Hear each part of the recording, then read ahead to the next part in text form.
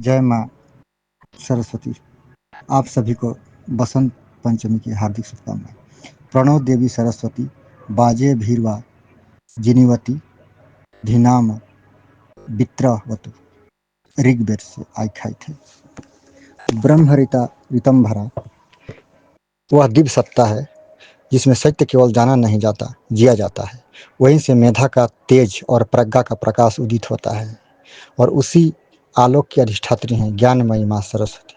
वे केवल विद्या की देवी नहीं, चेतना की वह निर्मल सरिता हैं जो अंतःकरण को संस्कारित कर जीवन में सच्चे अर्थ का उद्भव करती हैं। मानव जीवन की सबसे बड़ी साधना केवल देखना या सोचना नहीं, बल्कि अभिव्यक्त होना भी है।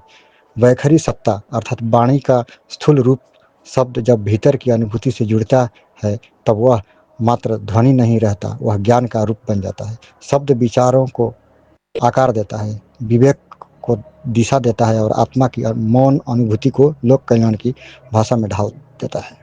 बसंत बाह्य प्रकृति का ऋतु परिवर्तन है, किंतु जीवन का सच्चा बसंत तब आता है जब भीतर दिव्य ज्ञान का प्रस्फुटन होता है। जैसे कली के भीतर सुगंध छिपी रहती है और ऋतु के स्पर्श से पुष्प बनकर खिल उठती है, वैसे ही मनुष्य की अंतःशक्ति, मेधा और प्रज्ञा माँ सरस्वती के अनुग्रह से शब्द, विचार, संस्कार और सेवा में परिणत होकर खिलती है। एक क्षण है जब जीवन के वन में आशा की हरियाली, दृष्टि की निर्मलता और आचरण की मधुरता उतरती है।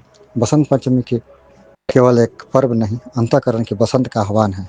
यह दिन स्मरण कराता है कि वाणी को सत्य से, बुद्धि को विवेक से और ज्ञान यानी जीवन को सदाचार से जोड़ देना ही वास्तविक आराधना है। ज्ञान का लक्ष्य अहंकार नहीं, विनय है।